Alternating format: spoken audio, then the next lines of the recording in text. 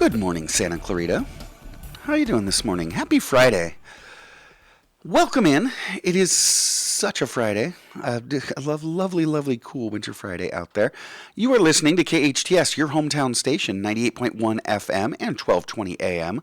I am Matt Wattson, and this is SCVi and iLEADSchools Eye on the Valley, and we've got an incredible show for you today. I mean, despite how I came in, I'm really excited about the show today. I'm really psyched. Well, let's start here. Let's remind you who we are if you haven't listened to the show. Eye on the Valley is brought to you by SCVi and iLEADSchools.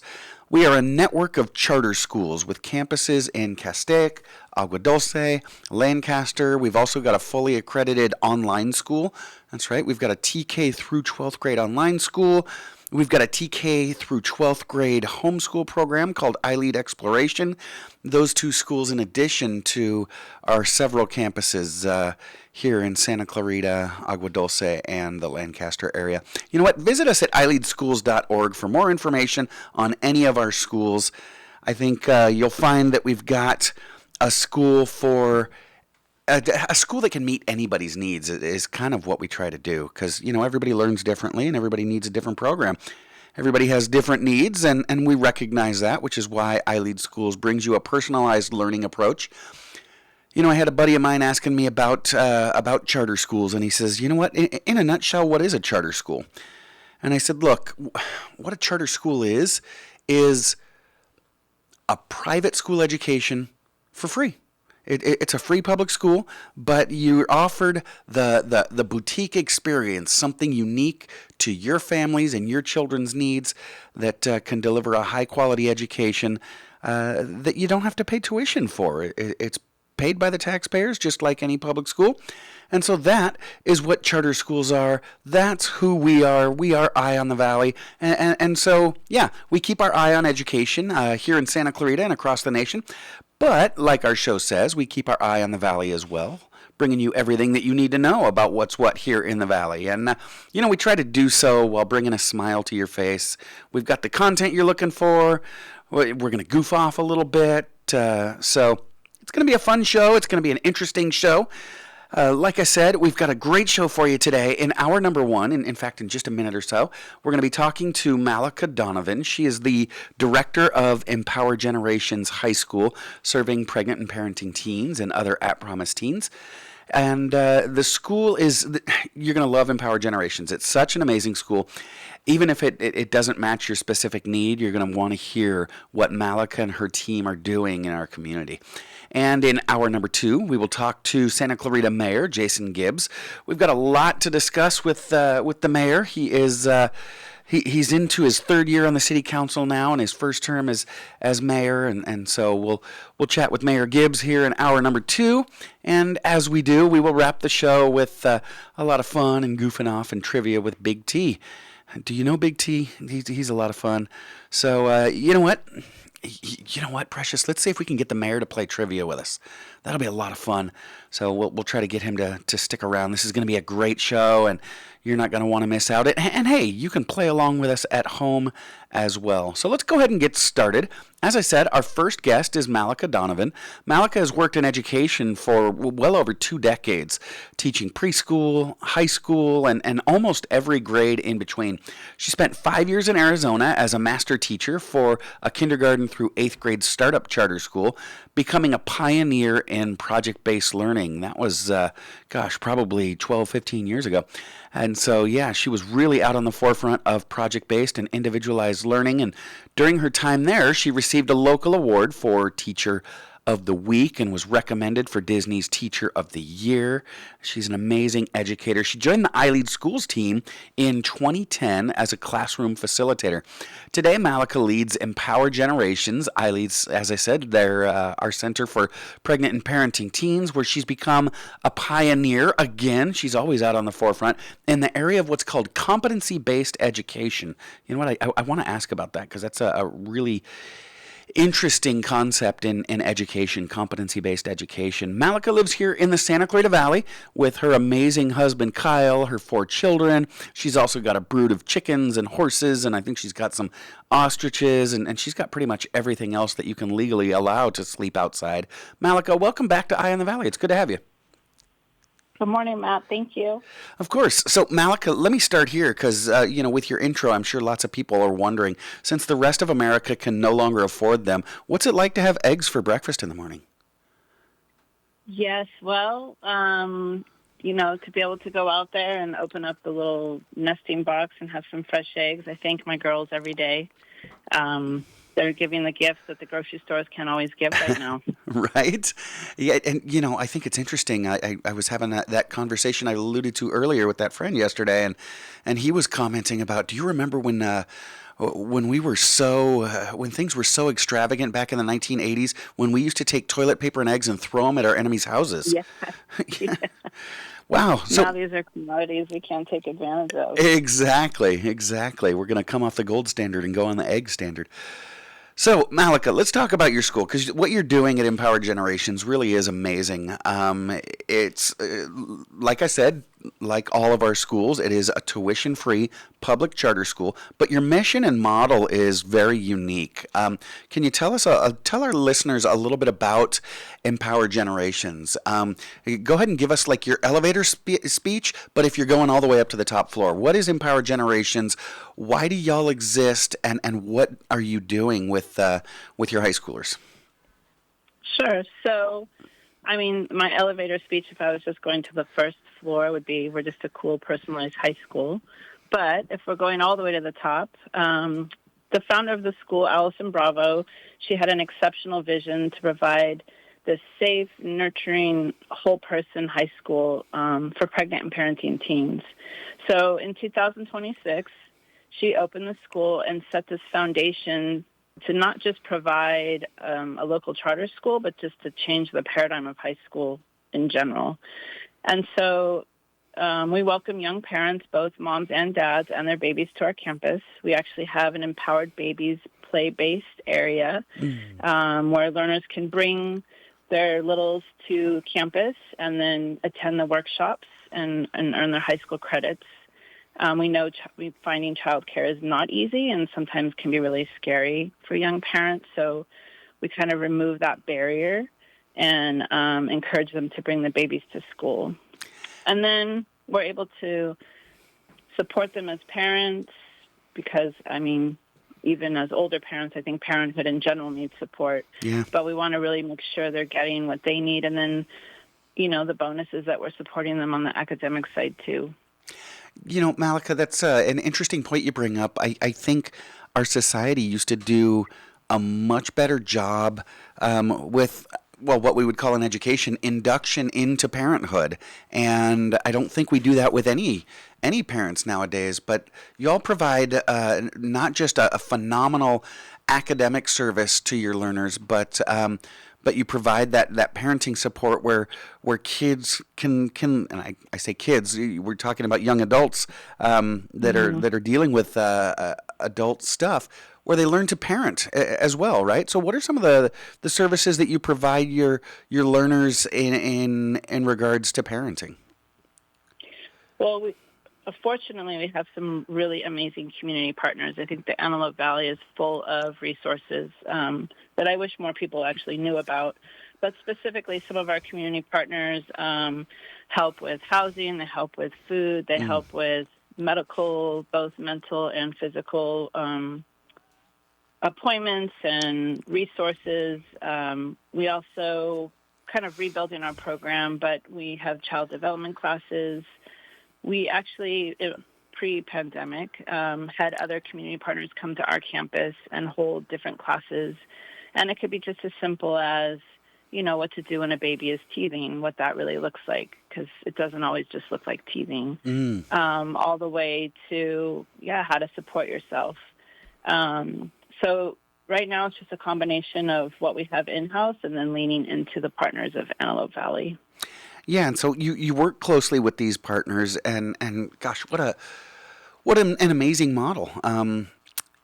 so you work closely with your partners and provide just full wraparound services for your learners, so that they're getting everything that they need, not just a high school education, but learning how to take care of themselves, how to take care of their family.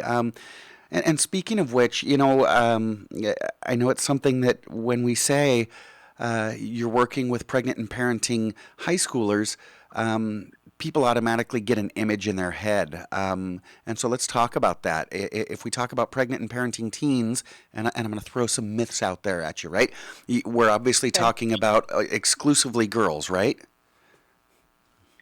For the pregnant part, yes, but we support parenting dads too.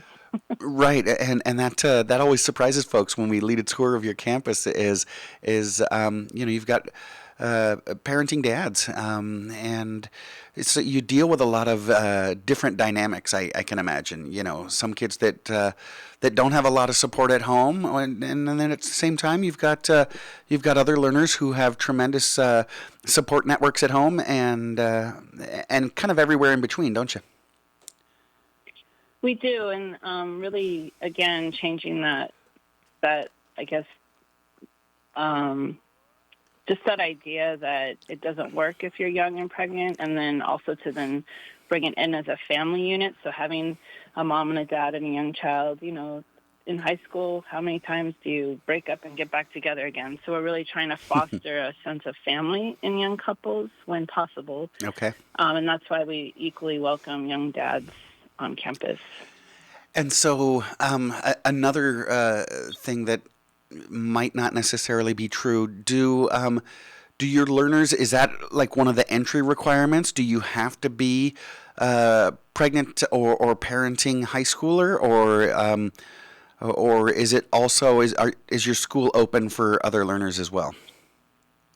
Luckily, in 2019, we merged with a program called Innovation Studios, which my one-floor elevator speech would be just that it's a cool, personalized high school. Mm-hmm. But no, we accept all learners ages 14 to 24.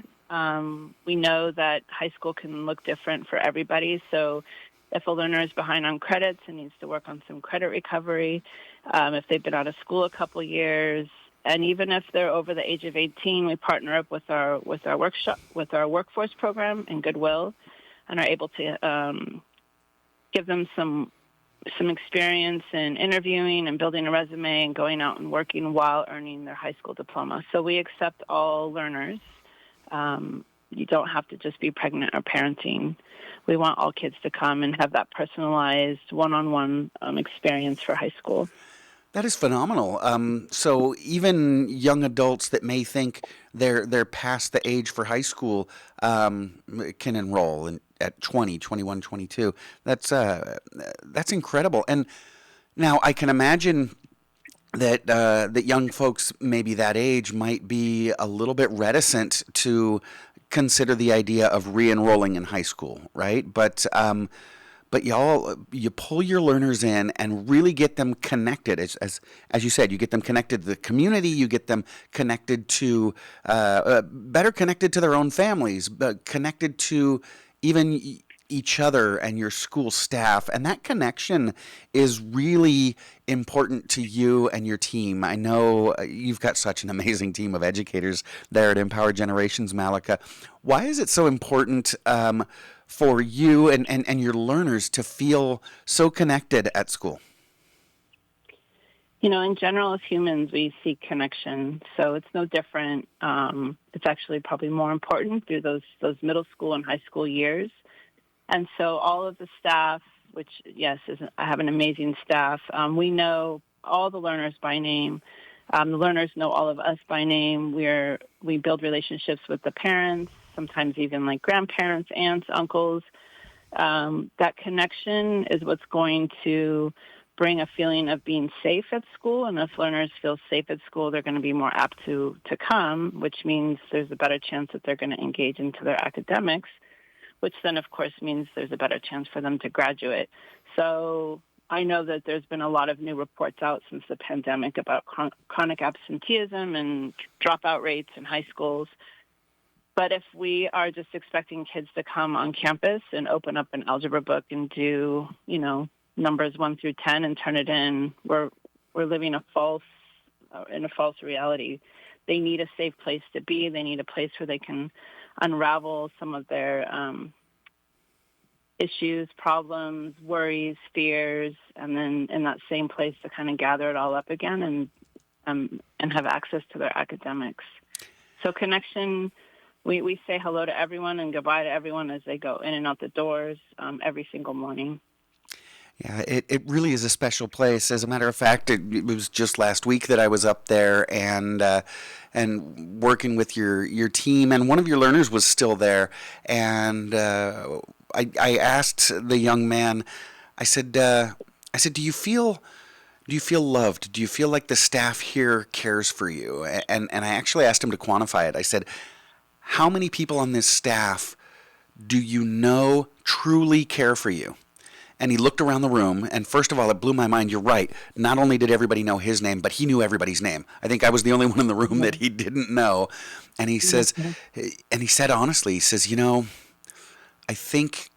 I think everybody in this room cares for me. The only reason I say I think is because I haven't had that guy's class yet, right? And it was like the only person he couldn't guarantee me that loves him, it was, the one teacher that he hadn't had yet, or it was something like that. But he says, yeah, everybody that I interact with, I really feel they care for me. They love me. It was a really special moment, and it wasn't a unique moment. I know all your learners feel the same.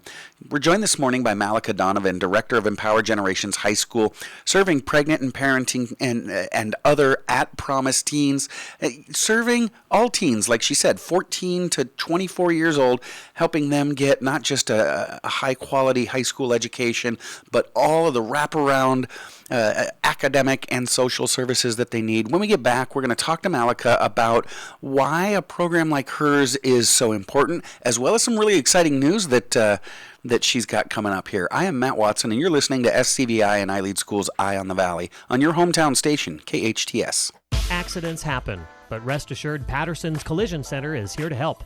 Patterson's is a family-owned and operated collision repair facility providing the Santa Clarita Valley with premium collision repairs. Patterson's prides itself on being the only California-certified green repair shop in all of Santa Clarita. They are insurance claim specialists and even offer payment plans for your deductible. For personalized, friendly service, visit pattersonscollisioncenter.com or call 294-1011 and let Patterson's Collision Center help ease your worries today.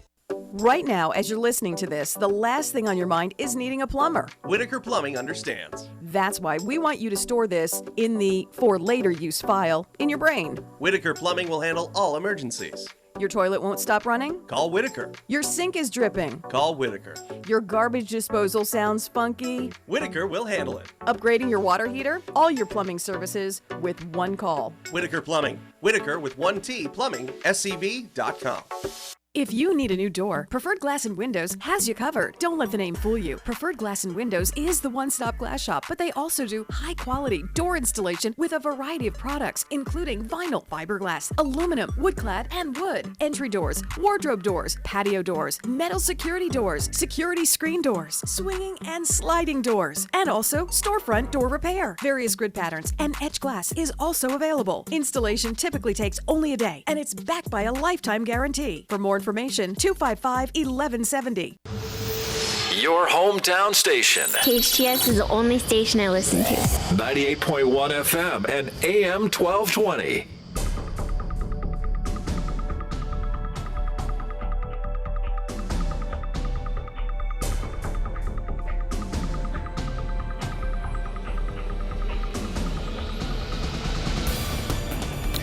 Welcome back. You're listening to KHTS, your hometown station, 98.1 FM and 1220 AM.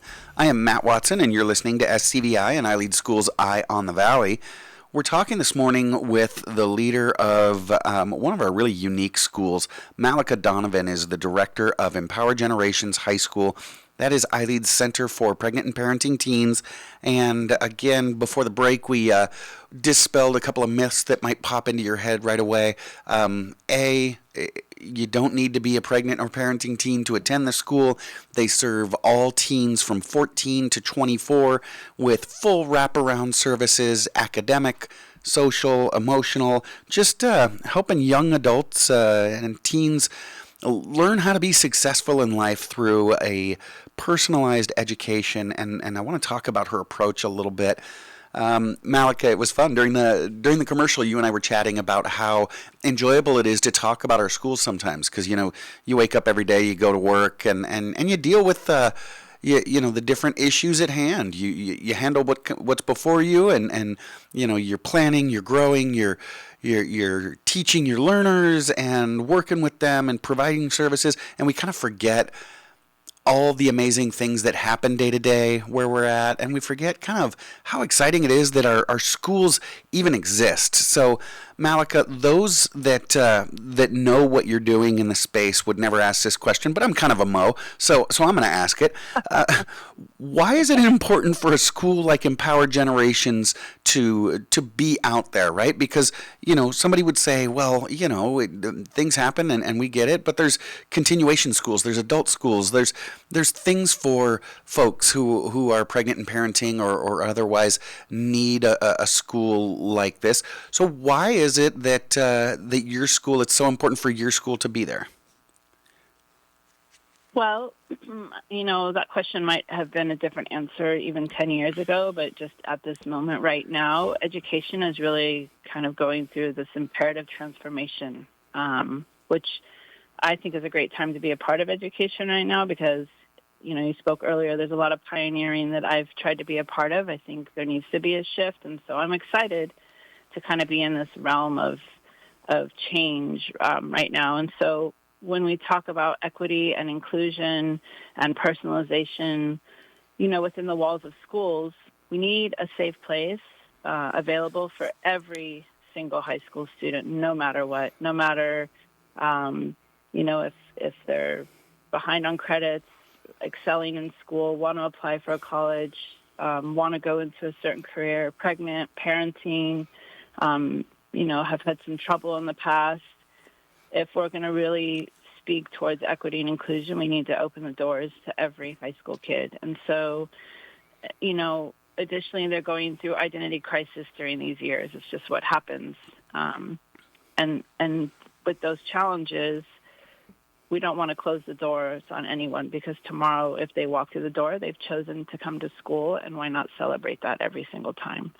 So earning a high school diploma should never feel impossible or a barrier to their future.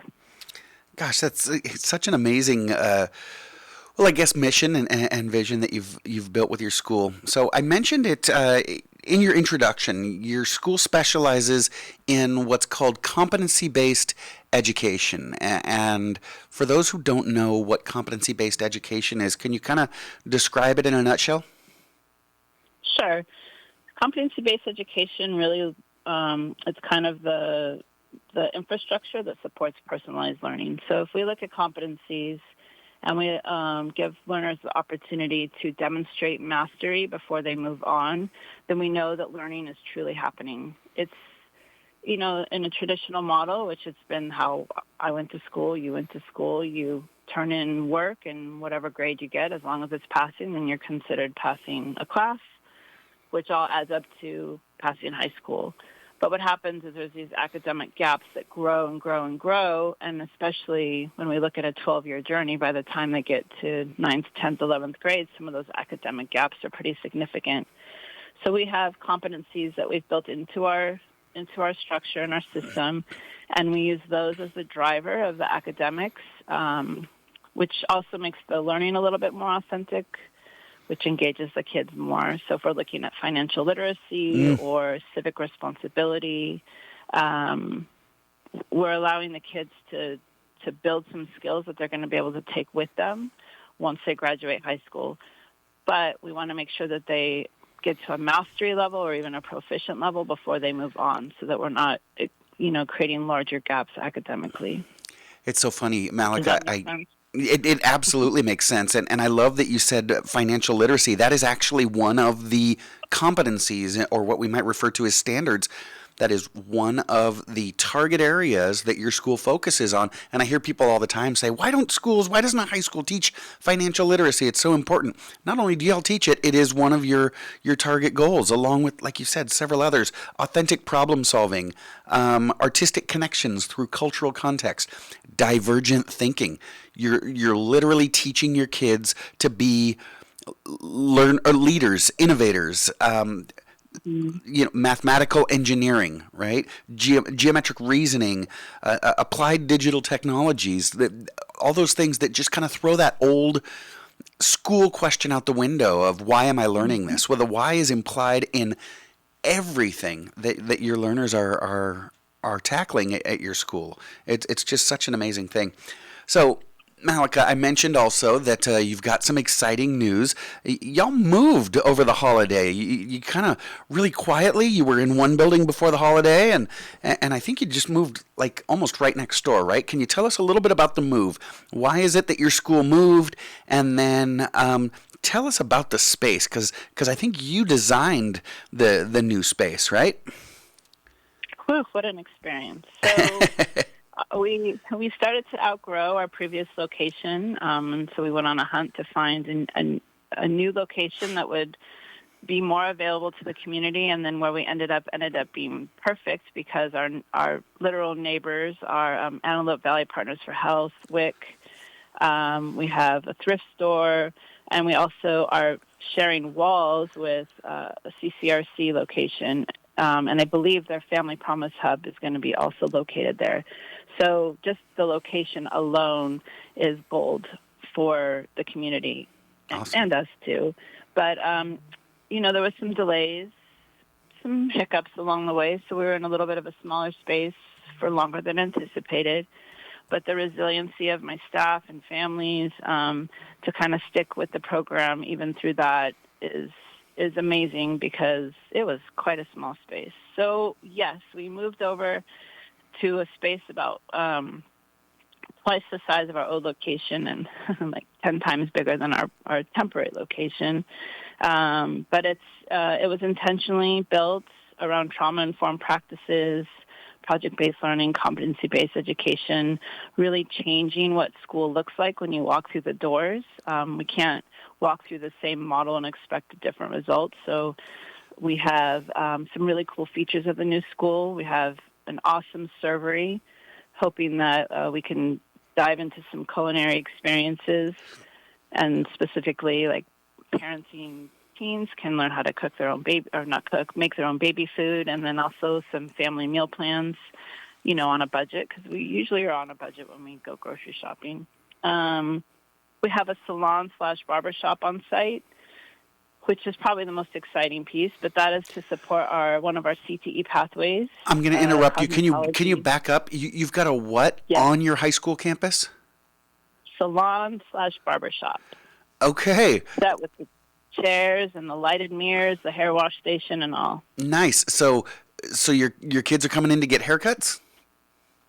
We have a career technical education pathway for cosmetology, and so for them really to get the experience to earn their license to be within the, anywhere in the cosmetology industry, but specifically hair, we have the premises right on site so they can get hands-on experience and practice along the way. So yes, eventually we will be offering free haircuts and such. Okay, so your learners aren't going to be getting the haircuts; they're going to be giving the haircuts. You've got the facilities for your learners to get their cosmetology work done right there on campus. That is amazing. And as you mentioned, you called it a servery. I know technically we can't call it a full school kitchen, but it's got all the facilities there for kids to learn. For your young adults and your teens to learn everything that they need to know about how to take care of their family while they're getting their high school education.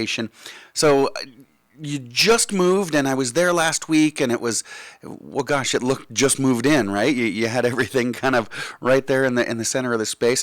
So you guys are busy setting up now. Are you planning anything for the grand opening?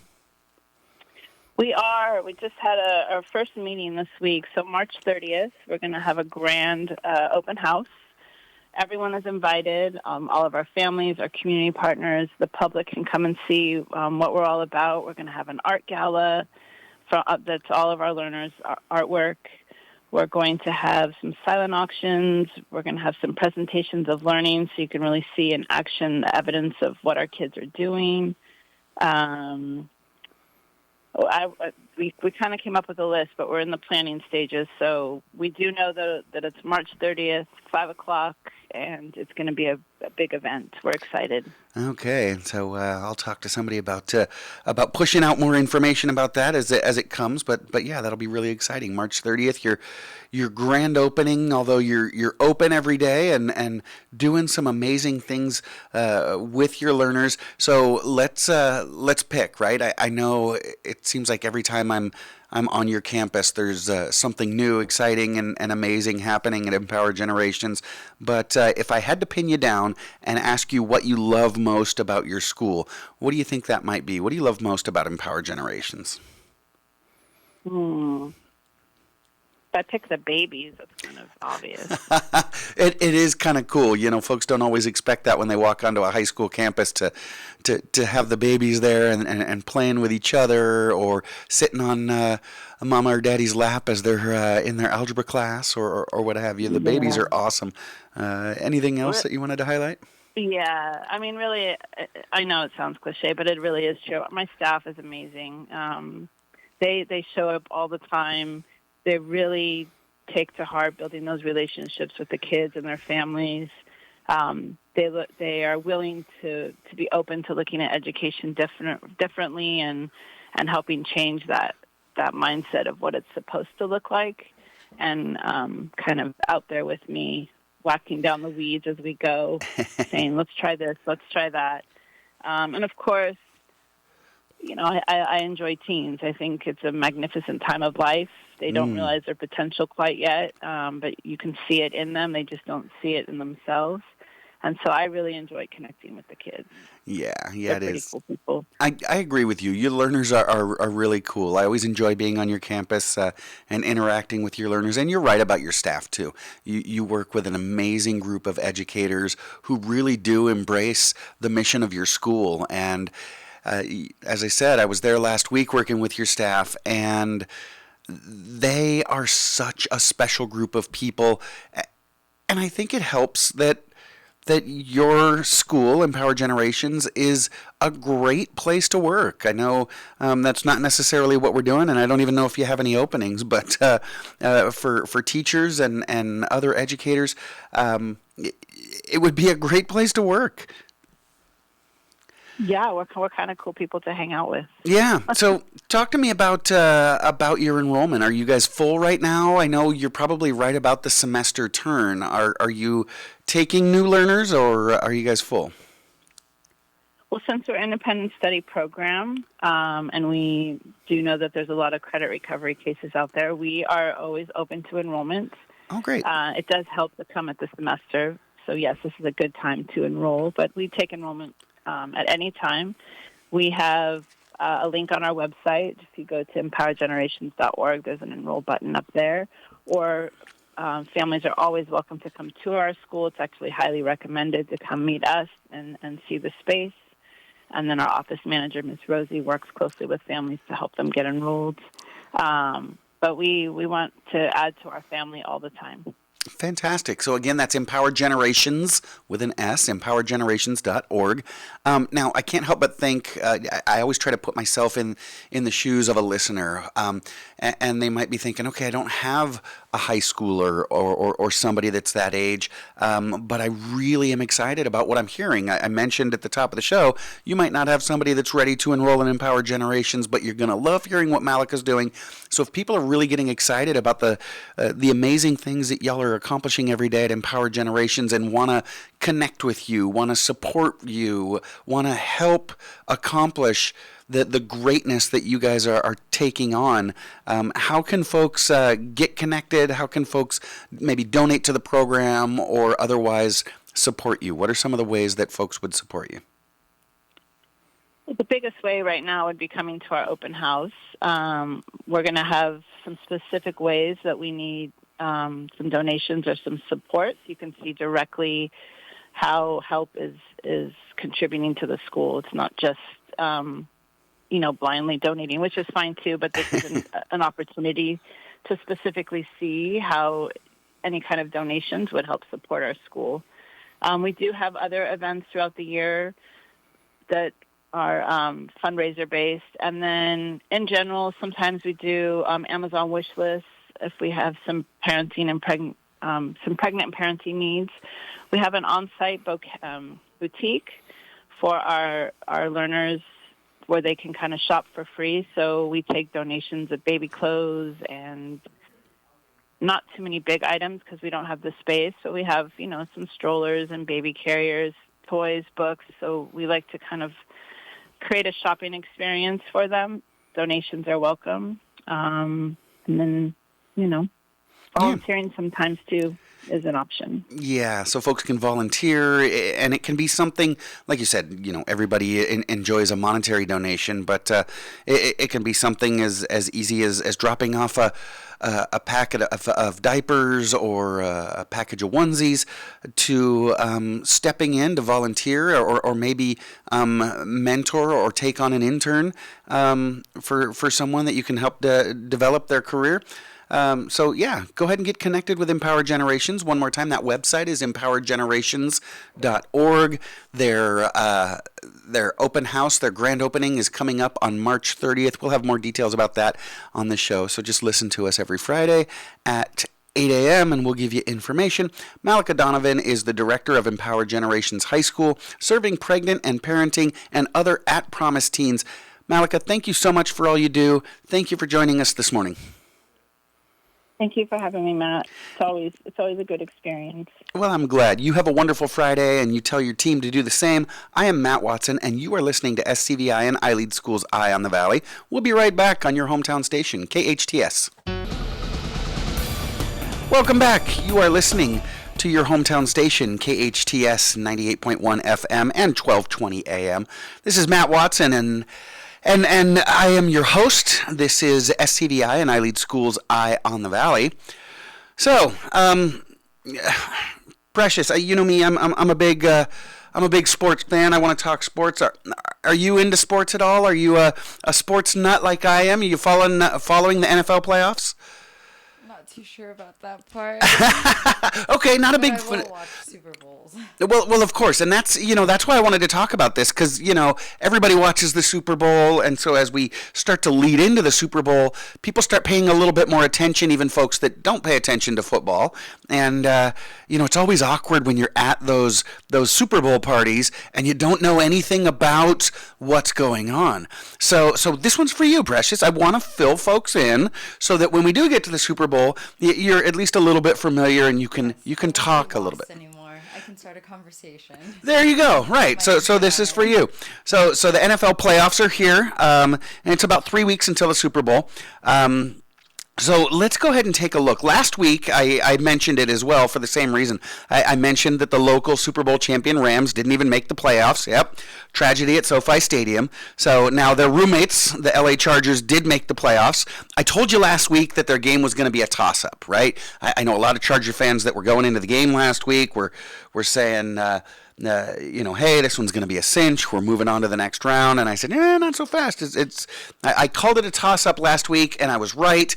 Their game was actually so close that it came down to the final play, but the Chargers did lose. So LA teams, we're out. We've no longer got a dog in the fight anymore. So we're down to picking the cutest quarterback, which can be tough, right?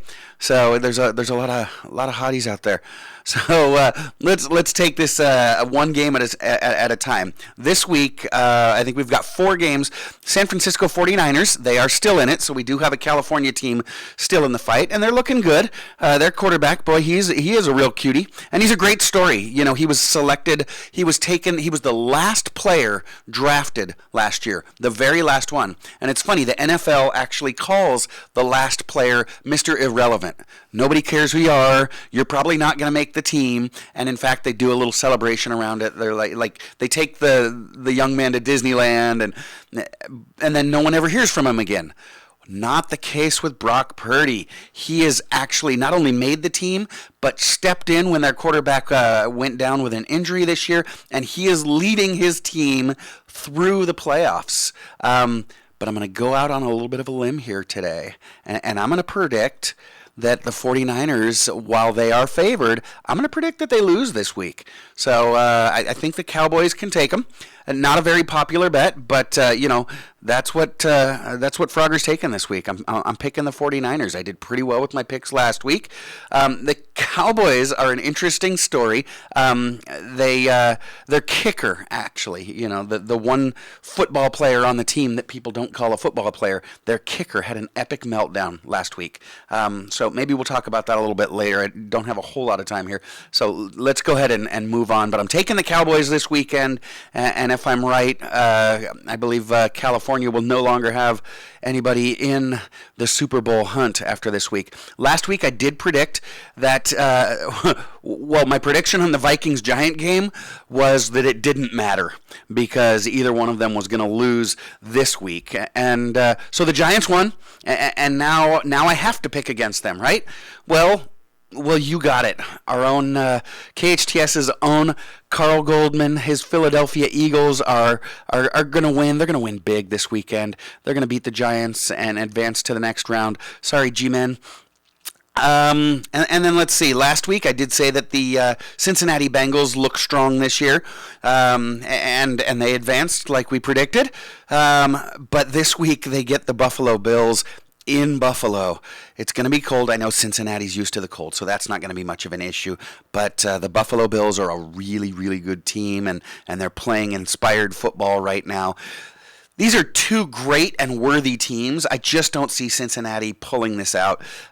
So look for a good game that the Bills will ultimately win. So Buffalo Bills, if you want to say something intelligent around the Buffalo Bills, they were the team that had the young player Damar Hamlin go down on the field and actually his pulse stopped and he stopped breathing and had to be resuscitated on the field just a couple of weeks ago.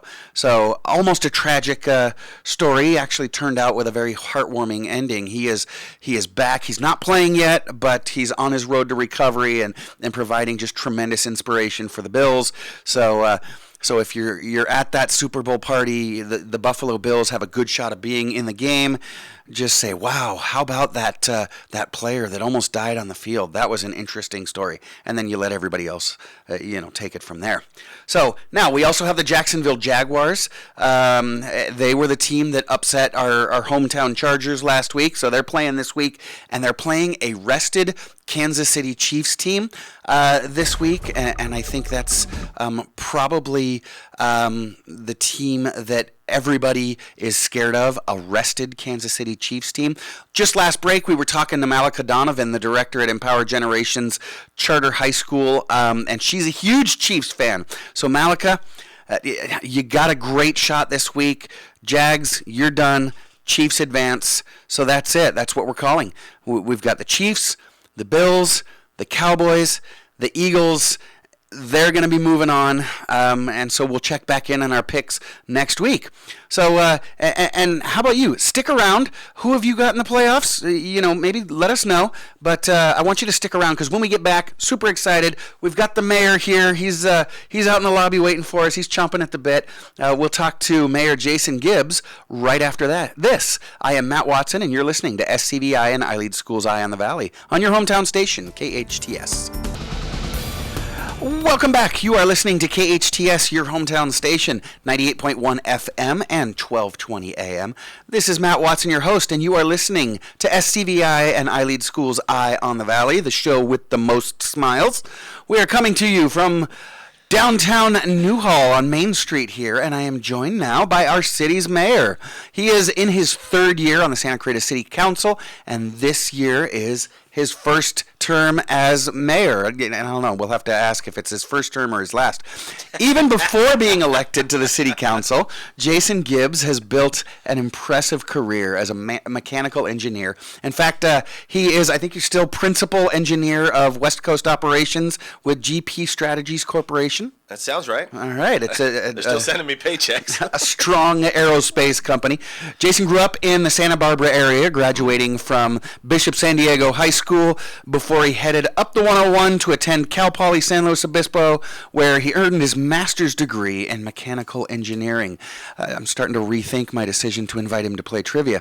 He and his wife, Chandra, moved to Santa Clarita in 2012, where Jason quickly got involved, volunteering on boards and in programs such as the Boys and Girls Advisory Board, Boys and Girls Club Advisory Board, Family Promise of Santa Clarita, via the Valley Industry Association, among others. Mayor Gibbs, welcome back to Eye on the Valley. Matt, thank you. I got to be honest, Matt, I almost walked out on this whole interview this morning. When I heard that nonsense about the Cowboys, it took a lot for me to come in here, but All right. I'm going to stick it out with you for right now. You're a 49ers fan? I mentioned you practically grew up in Northern California.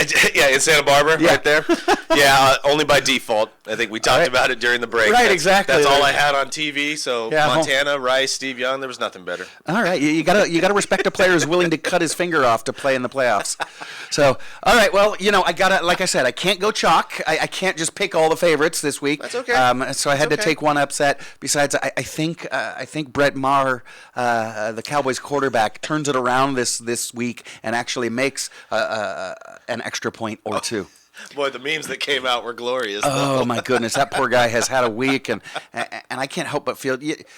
As an athlete, especially a well-paid athlete, you got to understand that you're going to take your lumps, especially as a kicker. I feel bad for the guy's family. Look, he got them all out in one game. They got through. It doesn't matter. Yeah, there it's you go. Done now. The yips are real. But first of all, let's move on to important things, the business of the city.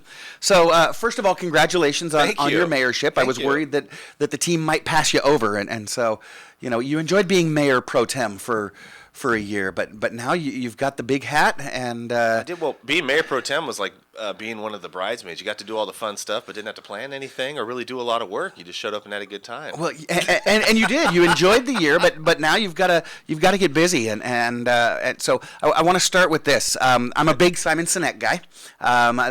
Simon what? He's an author. He's a speaker. He's all about the why, right? So Okay. he's the guy that has people find their why, right? Because that's where the real powerful stuff starts happening, is when you key into why you do what you do. Oh, okay. And so I love hearing about people's why. I see people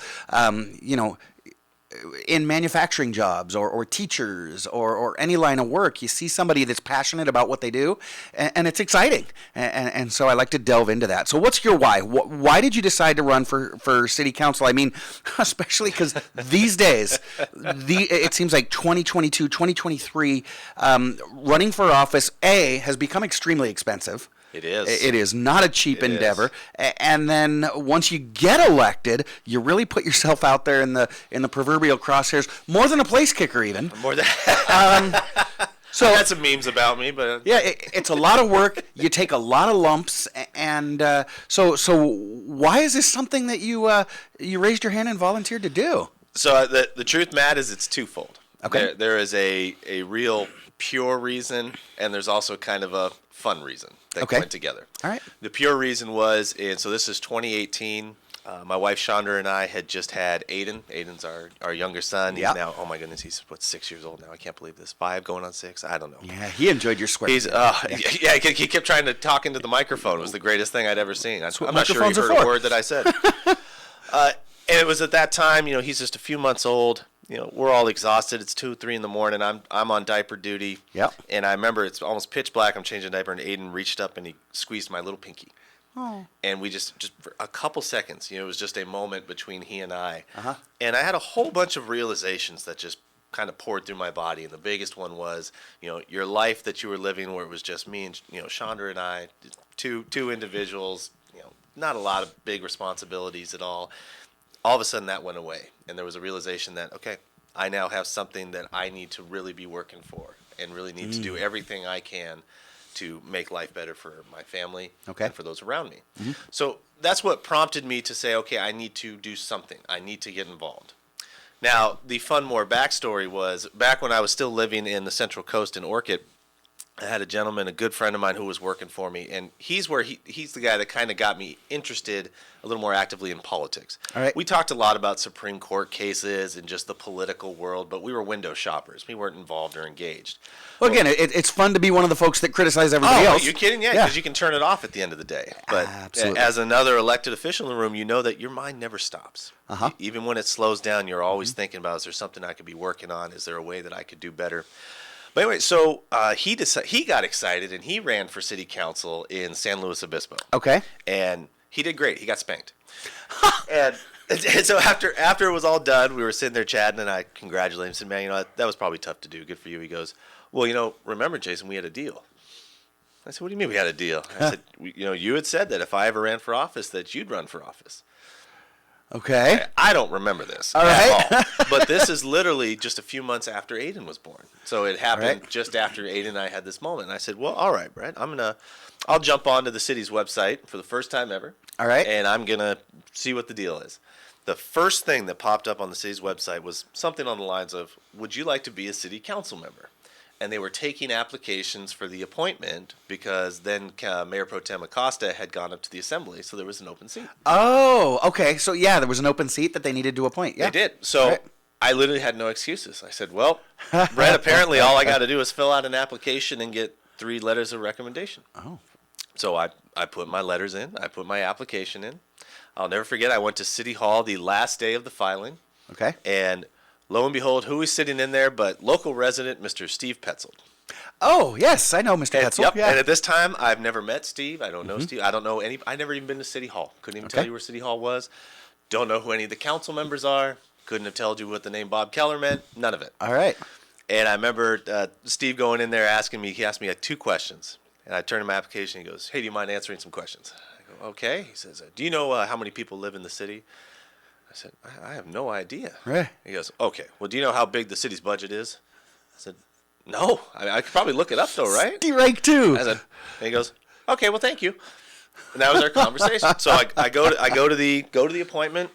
I'm the only guy who's not in a full-on suit. I'm just there in pants and a collared shirt, and all right. just kind of enjoying the process. And after we all went up and gave a little speech, I think I talked about like coffee kiosk and some other things. I remember they came back from break. And Councilman Keller at the time said, there was a number of people I was really interested in, and I'd like to talk to them a little bit more. And he mentions off a couple of names, and he mentions my name. And I about fall out of my chair. And I lean over to the person next to me, and I said, did he say Jason Gibbs? They go, yeah. I said, oh, okay. So I went up, and I got to speak again. At the end of the day, they selected Councilmember Miranda, but one of the comments that both Councilwoman West and Councilman Keller had said was, reach out to us anytime. Thank you all for being here. Stay active, stay engaged. All right. And so I did. And I remember I went back and I had a sit down with Councilman Keller. He used to meet over at Coco's on the east side of town. That was City Hall East, as he used to call it. And we were just chatting, getting to know each other. And he says, okay, well, Jason, it was good to meet you. And I said, Bob, do you mind if I ask you a question? Sure. I said, can I ask why you saw my application and were so interested in me and was willing to ask me to come back up and thought I could make a good council member after never meeting me? Mm-hmm. And I remember he got that little Keller look about him, and he goes, Jason, my future is over at the cemetery just over the hill there at Eternal Valley. And he said, I'm going to be a dinosaur turning into oil. Just does it just like that, and I just taken it back. And he says, my point is, it's time to find and cultivate new leaders. It is time to find people who want to continue the great traditions of this city.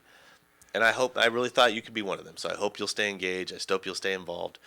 And that was it. That's how the conversation ended. All right. And so from then on, as you mentioned, it went to the Boys and Girls Club, the Valley Industry Association, Salvation Army. I mean, you name it. I've volunteered for it, or been there, or have sat on a board. Yeah. And I just stuck with it. And after lost in 2018 and came back in 2020 and won. Well, fantastic. So the only thing I will pat myself on the back for, Matt, is I look back in 2018. It was 2017, I guess, is when the appointment was. Didn't know any council members. Had no idea what a city council member truly did, and had never been to City Hall. And just over 5 years later, I'm now the mayor of the city. It is really an incredible thing. It is. It is quite a remarkable story, it's a blessing. it's not good. It's a great and noble thing for anybody to step up and serve the greater good, whether it's elected office or, I mean, you mentioned Mr. Petzold, and he plays his role in our community to be engaged and look out Very for others. It's a noble thing. So with the way our city council is set up, the five of you govern together as a team. It's different than like our neighbors in Los Angeles and things like that. And you've been on the council, I mentioned, for just over 2 years. Been mayor for about a month now. Yeah, a little over a month. So what's the biggest difference that you've seen so far being mayor? What's how is it different if the five of you kind of govern together? Well, I'd say it's twofold. The biggest one is the time commitment. So normally, council members, when they can, you're always available to go to speaking events, to community events, and be there. But typically, when you're the mayor, you'll get asked to speak, you'll get asked to present, you'll ask to be a little more involved, and so there's a lot more time, a real time commitment that you feel that it's really hard to say no when someone asks you to do something. Even when they pick the Cowboys to win a playoff game, you still show up anyways. So that's the biggest one. Time is the biggest one. But you're right. What I would say, though, Matt, is the general public, I don't think, realize so much that the mayor it's very ceremonial in a lot of ways. Okay. But the title of it still means a lot to people. And, I don't know whether they think of me of Mayor Quimby or somebody a little more noble, but they do look at you a little differently. And so I think as the mayor, it's even more incumbent upon you to put your best foot forward and represent the city the best you can, because you're the one often asked for interviews, for comments, for things like that. Yep. And so even though you're right, being ceremonial, you run the meetings. I don't care what you read on Facebook. You don't get any extra money. There is no extra stipends for going to ribbon cuttings. None of that's real. What a bummer. But it still takes 3 council members at a minimum to move things along and get things done. Yeah, definitely. You talk about putting your best foot forward. So let's talk about that foot. What have you got your eyes on for this year as mayor? What are your priorities, your goals? What do you hope to, as we swear somebody else in next December, and you're looking back on your term as mayor, what do you hope to have accomplished? I know we have a couple of big things that we're looking to get through the pipeline. The multimodal station over there at Vista Canyon. Okay. I'm really excited to see that come online, and the MetroLink station that's going to be there open up as well. I'm really excited for the Central Park build out. That one's just loves me. Central Park is where I spent most of my time when I was in Saugus, even before getting involved in politics. So I'm really excited for that coming forward. But the biggest thing, Matt, honestly, is we've been very fortunate in that the founders who have led the city, and many of them still lead today, have really laid a foundation. And I think it's incumbent upon all of those who wish to serve and are coming on to these positions of elected capacities, that to look at those foundations and respect them and honor them while you continue to move your own legacy. And so one of the big things for me that I'm really excited about is they'll be going out to contract a bid for the design of a new mountain bike park up in Bouquet Canyon. All right. And we have a big piece of open space up there. I think it's looking about 200 acres to make this big regional draw. All right. And I think that's going to be the big thing I see for the future of Santa Clarita is we've done so well with our own internal infrastructure of things that are very family-oriented in parks and trails and paseos and, a lot of, as Bob would say, the mom and apple pie things. Yeah. And so now I see us starting to look at what's going to draw people to Santa Clarita, and I think these big regional items like a bike park, BMX racing and things like that we're looking at bringing in, all of that's going to be a part of our fabric, I think, as we go forward.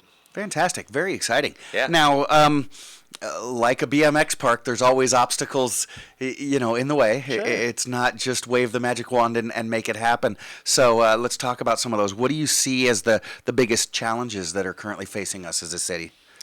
The biggest one that comes to mind, Matt, is you'll hear the phrase often from City Hall, and it's local control.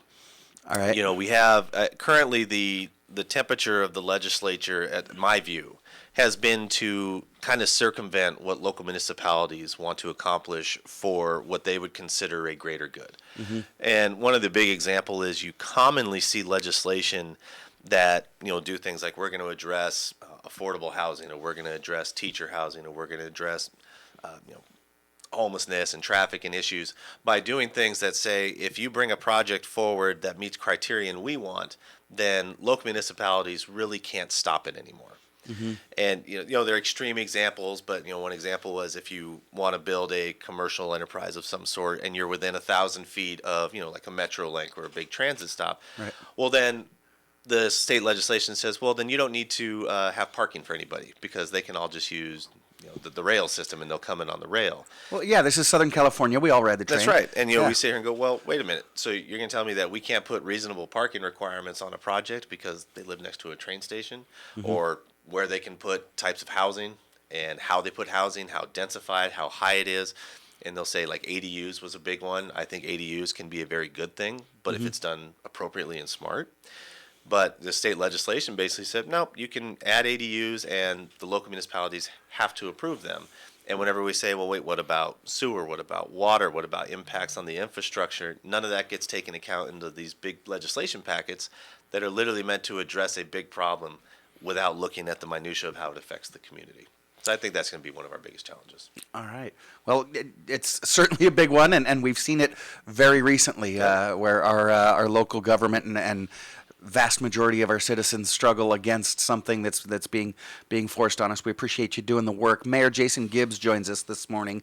When we get back, with all due respect, sir, I will ask the question that Janet Jackson asks of us all. What have you done for us lately? So we'll talk about some of those accomplishments. I am Matt Wattson. You're listening to SCVi and iLEADSchools Eye on the Valley on your hometown station, KHTS. SCVi is a tuition-free TK through 12 charter school that gives your child boundless opportunities to think critically and imagine freely. We offer a customized learning program built around your child's unique interests and strengths, with the only international baccalaureate program in all of Santa Clarita. Our approach keeps students and families in step no matter where your learning is taking place. Be empowered to make your mark on the world at SCVi.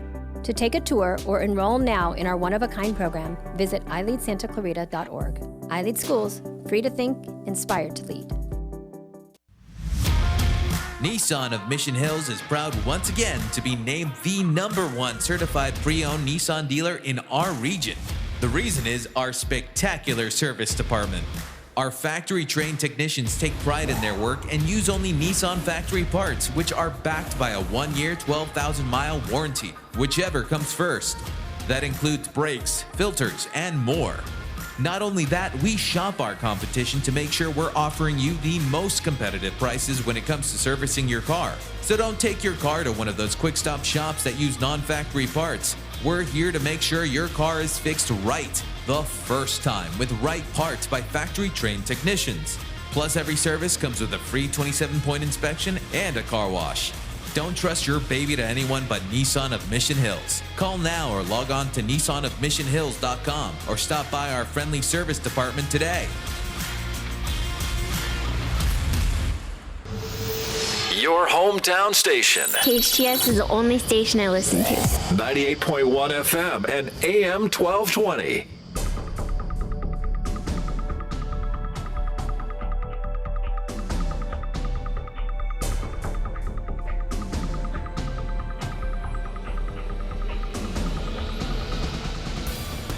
Welcome back. You're listening to KHTS, your hometown station, 98.1 FM and 1220 AM. This is SCVi and iLEADSchools Eye on the Valley. I am your host, Matt Wattson, and this morning we have the pleasure of being visited by Mayor Jason Gibbs. So, Mayor Gibbs, I threw the old Janet Jackson line out there. What have you done for me lately? Let's talk about some of the things that you and your colleagues on the city council are accomplishing.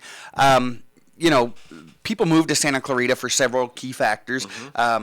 Historically and today, there's somebody moving in because of our amazing schools, because of how safe our city is, for financial opportunity, for the great quality of living and the recreational opportunities. This is a great place to raise a family. Affordable housing.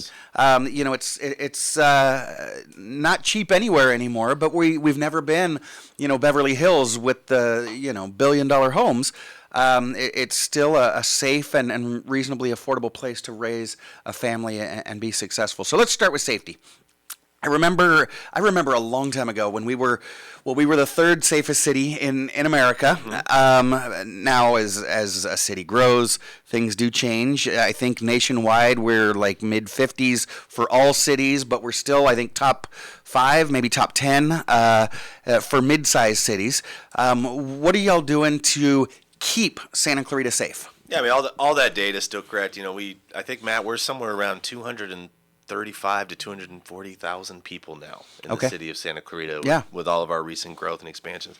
And to keep that moniker of being a safe city, it really is an impressive thing. And I think the hallmark of that is the support and the relationship that we have with the Sheriff's Department. Because we value them, we value the work that we do, and we reflect it, both by contract and by community support for their efforts. And, you know, last, I think it was the year that Councilman Miranda served as mayor, we had the unique opportunity to officially open the new sheriff's station. Yes. So we were keeping all of these great accolades at the sheriff's station over there in Valencia that had long since outgrown what we needed it to be. All right. And through partnership with the county and quite frankly, the city making it a priority to bring that facility here, we built I think it's one of the newest and most state-of-the-art sheriff stations in all of LA County. And so we back up what it is that we preach when we talk about public safety and support. You know, and I won't go too much on it, but, you know, we came out as soon as I got on the council against the policies of the new district attorney. And the biggest reason is I think it stopped holding people accountable. It gave people a pass, and you know we're seeing recidivism continue to expand and grow.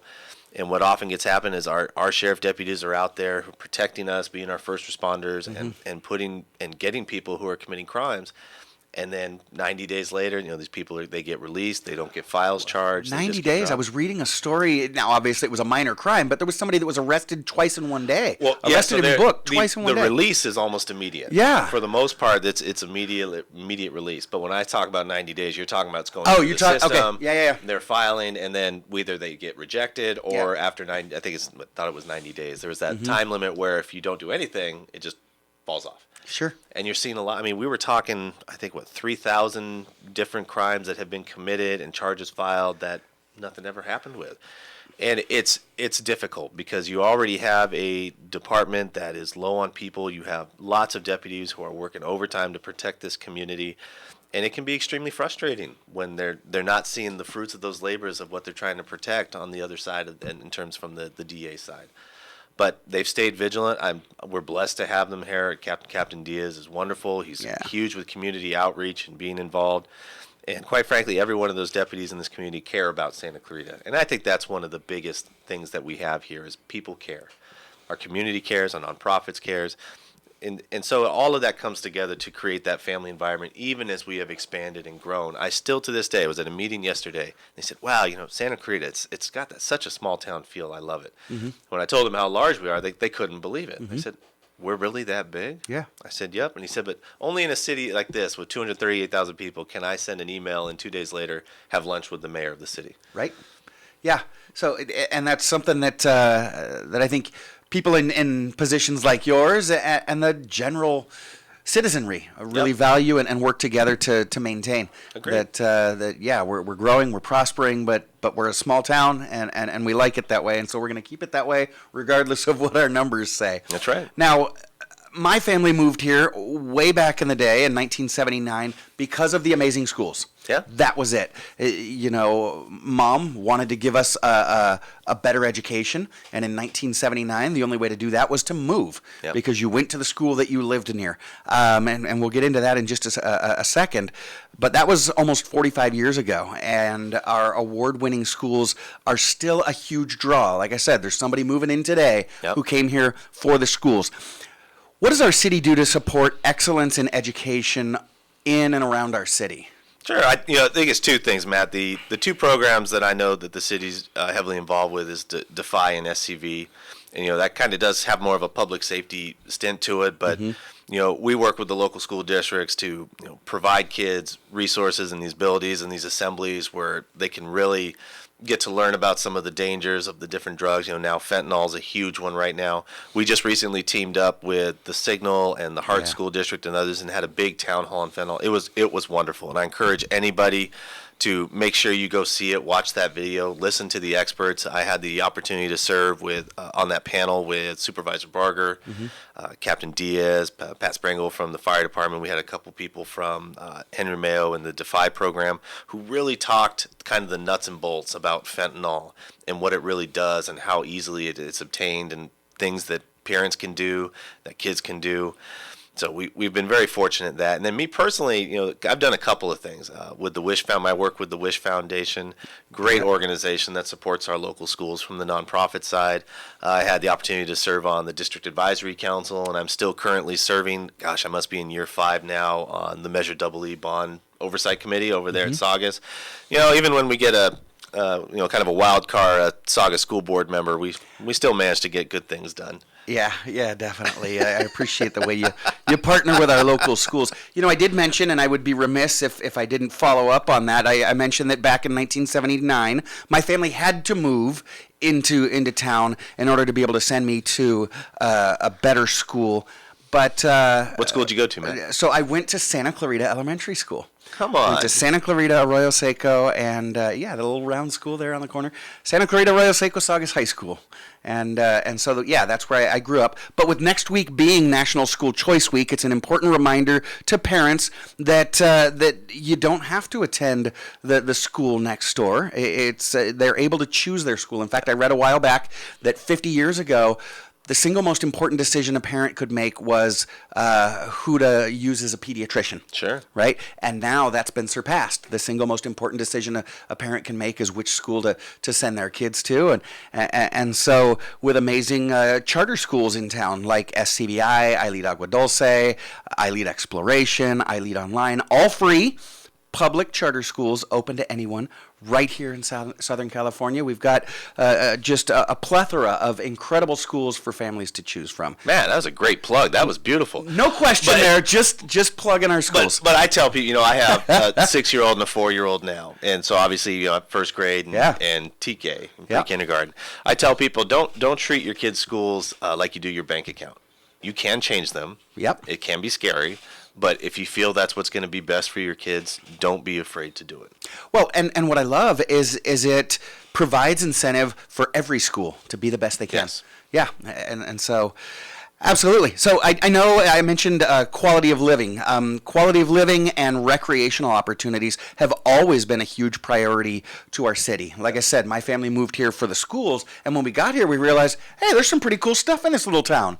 We enjoy miles and miles of beautiful paseos, hundreds of acres of dedicated open space, dozens of parks, the athletic center, community centers. You mentioned bike parks. We've got skate parks. We got the Cube now. Yeah. So is there anything I'm missing or anything new coming up? Yeah, there's a big one coming up. But, Matt, we touch on the Cube for a second. I mean, please. That was done, a time where the public came out. We're in the middle of COVID. There's businesses all around struggling. Yeah. The public came out and said, please, we need to save this. COVID was shutting down the local ice skating rink. Shutting down. Yeah. And the city listened. And I wasn't there at the council at the time, but the city listened, and they got it done. And it's a testament to the leadership that the city has had for years, from the council to the city manager with Mr. Striplin and all of his staff. They were in a position that they could acquire the Cube and do so in a way that was affordable and doable, and have turned it into a great benefit to the entire community. And I think it's the most visited facility that the city owns today. And we did that during the pandemic. Yes. It was incredible. We opened the Canyon Country Community Center, one of the largest infrastructure pieces we put in on the east side of town. Beautiful building. Oh, it's amazing. If y'all haven't been to the Canyon Country Community Center, find an event. There's lots of events going on there. It's an amazing indoor facility with an incredible outdoor surrounding area. It's 100%. But the one that is coming up, same thing. The community came and spoke, is a roller rink. All right. So the roller rink is in design. And it's just funny. I saw it on Facebook the other day. Someone was asking about it, and I just happened to chip in real quick and say, hey, everybody, the design is in work. We've seen some preliminary stuff. I think there'll be an RFQ that goes out probably this year. All right. To get a design, and then we'll hope to build. I think they're hoping on a timeline, if things work out, to get it up and running by next year. Phenomenal. And it could be, could be a little outdoor, could be indoor. I mean, there's all kinds of little things that we're trying to do with it, and trying to make it, roller rink centric, but have other benefits that it can provide to the community. I mean, it's great. All skate backwards. It's I love it. Yeah. So, gosh, we truly are awesome town. You know, I poke fun at the old moniker, but it's we live in a great town that's getting better. But then again, you and I both attended an event this weekend where someone expressed that many of us moved up here for the amazing quality of life, but now our grown kids can't afford to stay here. Sure. Was the quote that I heard. And recently I shifted my own lifestyle, and I took an amazing home in Valencia and gave it to a nice young lady. And so I'm looking to get back into the market.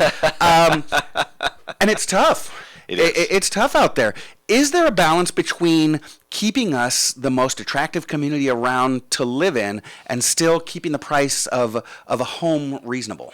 Yeah, I'm reminded of the old phrase, the victim of your own successes, right? So if you go back into the mid 80s and you had the flight up here into the valley, yeah, property was a lot cheaper. There wasn't as much here. And over time, with all the amenities that have come and the people that are here, we've become very successful. And with that, land has become successful and properties become more expensive. And it's true. I mean, my wife and I, we're very fortunate to be homeowners, but it's taken two of us working full-time and having full-time careers while raising a family. So I think the idea of single-family people working households is getting much harder to find. Yeah. We had an interesting opportunity, and there was a bit of pushback from the community, and it ended up not working out, but we had gotten a request at City Hall regarding workforce housing. And it was a similar idea. It was, look, we have the ability to help people they called it workforce, so 80% median to 120% median income. And the premise is an organization purchases an existing apartment building. Okay. And then makes it so they give priorities to people in public service, to teachers, to those in the 80 to 120. I'm with it. To be able to, and it wasn't massive decreases, but it was much more affordable than maybe the general market was allowing out here because there was such a housing crisis.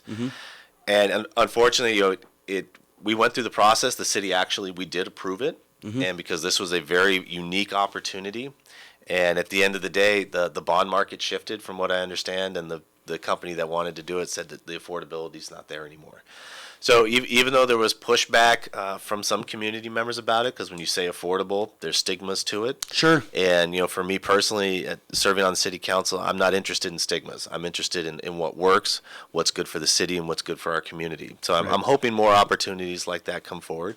But the reality is, the market has shifted. I mean, you saw it even during the pandemic, the real estate market went crazy. Yeah. People were coming up. They're seeing, I think we're getting a lot of outside people getting more interested in Santa Clarita. And it's a testament to our successes. Yes, it is. But with that has definitely come more expense. It's an interesting paradox. Folks like me who are looking to buy a house wish there was more construction, more affordable housing. And then once I buy a house, I'm going to call you and I'm going to tell you, that's it. That's enough. Let's stop building and let's make the houses more expensive. And my dad, it's funny, it reminds me of my dad because I grew up in Santa Barbara. My dad came there in the 60s, 70s time frame. Yeah. And he bought his first house for, I think it was maybe $60,000. And he was the same way. He said, no more building. Come on. You're gonna ruin this town. Yeah. Well, flash forward, we're 50 years ahead of that now. The property's worth far more than what they paid. And Santa Barbara is not going backwards in terms of housing prices. Sure. And you're seeing that all over. So I think in a lot of ways it is going to be difficult. When there are opportunities to bring affordable type units into town that make sense and that work out well for the community, wonderful. Then we should do it. It's a struggle. California is a great place to live. Southern California specifically, and even more specifically Santa Clarita. It's a great place to live, and so that's going to come with a price tag. Mayor Jason Gibbs, I want to thank you so much for joining us, sir. One last question for you. My mom. My mom, she's a great lady. I love your mom. But she doesn't let me have any nice thing on my own. She makes me include my stupid brother in the show every week. He's your older brother, right? Much older. I have 3 older brothers. I'm forced to do that too. I got you. Exactly, right? You're young, you're successful, and mom says, now share that success with your brother. So he's going to call in a little bit with some trivia questions. Do you have time to stick around and play? I know you're busy. Just for him. Okay, all right. All right, Big T, it's your time. And you too, you stick around because you can play with us as well. See if you can beat the mayor. This is SCVi and iLEADSchools Eye on the Valley. I am Matt Wattson, and this is your hometown station, KHTS. Welcome back. You are listening to KHTS, your hometown station, 98.1 FM and 1220 AM. This is SCVi and iLEADSchools Eye on the Valley. I am your host, Matt Wattson. I've got Mayor Jason Gibbs here in the studio, as well as engineer Andrew. Gentlemen, thank you for joining me this morning. All right. Alrighty, that's enough of you, because now it is time for Big T's 5 Minutes of Fame. You guys know Big T. He is a longtime resident and leader in Santa Clarita. He is an executive and a philanthropist. He's an amazing father, husband, community leader, and as my big brother, he always tried to tell me I was adopted.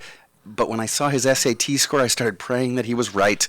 Here he is. He's Mom's favorite. Big T, welcome to the show. Morning, Matthew. All righty. Good to have you, Big T. Morning, Mr. Mayor. How you doing, Tony? Doing well, thank you. Boy, Matt's brutal. He prepares all this stuff ahead of time, so he really throws those zingers in there. No, well, and I prepare the trivia questions for Big T, too, so you guys are in for it. Oh, okay. There it is. Alrighty. I know our listeners are playing along at home as well, so, gentlemen, I want to explain the rules to you. Okay. But they have separate rules at home. So Tony's going to throw out questions. Make sure you hit your buzzer before you answer. You're looking around. Your buzzer is your name. Okay, got it. So Andrew goes by Andrew, which is pretty logical. Yes. Okay. For whatever reason, I go by Frogger. It sounds a lot different than Andrew. I know Matt doesn't sound very much like Andrew. I'll tell you off the air. Okay.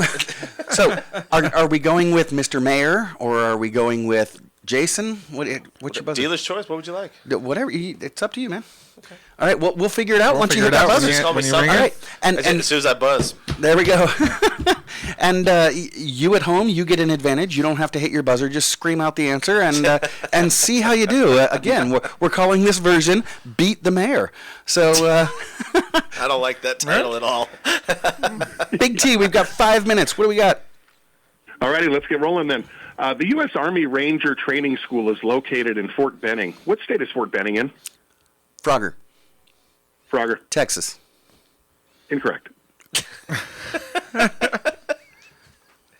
Anybody else? Andrew, Illinois. Hey, Siri.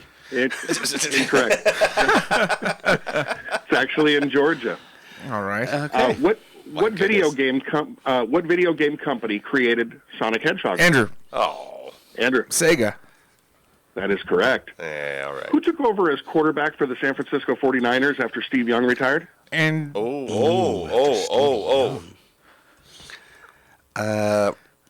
Yeah, Big Niner fan, are you, Mr. Mayor? Oh, come on. I'm not as big as I planned to be, I guess. Hold on. God, I'm sitting there All picturing. right. oh, Andrew. Any guesses? Andrew. Was it Jeff Garcia? Jeff Garcia is correct. Oh, that is Andrew, well way. done. Speaking of which, Papa was 1-0 last week. Papa's pick of the week this week. Yep. The 49ers. My He's taking the 49ers. My See, man. I That's told why you. you're your mom's favorite. Well, Papa is actually that's my dad. Oh, okay. So, yeah. Yeah. What is the mascot of Cal Poly San Luis Obispo? Frogger. Jason. Frogger. It's a horse. Are they stallions? Need an answer, please? Stallions. Incorrect. Mr. Mayor? The Mustangs. The Mustangs is correct. The Stallions. I think you're going back to What the is 80s the US trivia we talked about earlier. Yep. What is the U.S. military's newspaper? Frogger. Oh, Frogger. Stars and Stripes. Stars and Stripes is correct. very good. I'm on the board. Very good. Who's the city manager of Santa Clarita? Frogger. But- Frogger. That would be award-winning Ken Striplin. Ken Striplin's correct. Shoot. I could have fired him before coming in and really made this interesting. What U.S. president first appeared on the dime? Frogger. Frogger. Oh. I'm going to go Teddy Roosevelt. Incorrect. Wrong one. Oh, Anybody? Andrew. Andrew. FDR. FDR is correct. Thank you for that. Well done, Andrew. Who was Santa Clarita's first mayor? Frogger. Was that Landslide Clyde Smythe? Incorrect. Mayor. No, I think it was, McKeon. Buck McKeon is correct. Oh, there you go. What city is home to the Nobel Institute? Frogger. Frogger. Oslo. Oslo. Incorrect. Ooh. God, that would have been my guess. Andrew, anything? Got me? Negative. Omaha. Stockholm. Omaha. God, this What is all multi-compartment box is designed to contain the different courses of a Japanese lunch? Frogger. Oh. Frogger. That's a bento box. Bento box is correct. For lunch. Try Sushi Song next to SCVi. Good stuff. What type of pudding traditionally accompanies Sunday roast in England? Frogger. Frogger. Is that figgy pudding? No.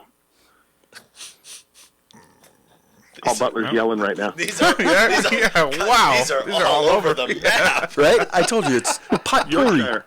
Yorkshire pudding. All right. Oh, my God. Yorkshire pudding. Forces are called concurrent when their lines of action meet at what? Frogger. The apex. Frogger. No, a single point. I tried to throw some engineering trivia unsuccessfully. Coors Field is home to what Major League Baseball team? Okay, yeah. Frogger. That would be the Colorado Rockies. That is correct. Lionel Richie was the co-lead singer for what funk band? Mayor Gibbs. Commodores. That is correct. Mr. Gentlemen, we are currently in a three-way tie with 3 points each. Oh, my goodness. Known for its orange chicken, what Chinese kitchen Frogger. restaurant was founded by Frogger? Panda Express. Panda Express is correct. Wait, hold on. Point of order. You don't get negative points for all those misses? No. Oh, no, right. it's not that kind of show. Oh, okay. Not that kind of. Boy, the host gets whatever they want. That's -2 for the mayor. From the Latin for sleepness, what common disorder is connected to underlying issues such as stress and anxiety? Frogger. Frogger. Apnea. Incorrect. Oh. Yeah. That's where I was. I got No, it now. keep guessing. Apparently, there's no negative points for all those misses. Well, no, and producer Sarah just got the point for insomnia. Insomnia. Insomnia is correct. Oh, good one. LeBron James won his first NBA championship with what team? Andrew. Oh. Andrew. Ooh, the Miami Heat. Miami Heat's correct. Yeah. LeBron James. How many teams has LeBron won titles with? Andrew. I think I heard Frogger first. All right. He's my brother. That would be 3. 3 is correct. Hey, Big T, with that, I win the game. And, Let's just decide it's over. Unfortunately, Engineer Precious says it's time for us to go, so we've got to wrap. Thanks for swinging by, Big Brother. We'd also like to thank our guest, Malika Donovan, with Empower Generations Charter High School for Pregnant and Parenting Teens, Mayor Jason Gibbs, Producer Sarah, Engineer Andrew, Engineer Precious, Big T, and thank you for listening. Remember, life is hard, but we've all been put here to help each other along. Be well, do good. Join us again next week and every Friday, 8 to 10 a.m. I am Matt Wattson, and this is SCVi and iLEADSchools Eye on the Valley on your hometown station, KHTS.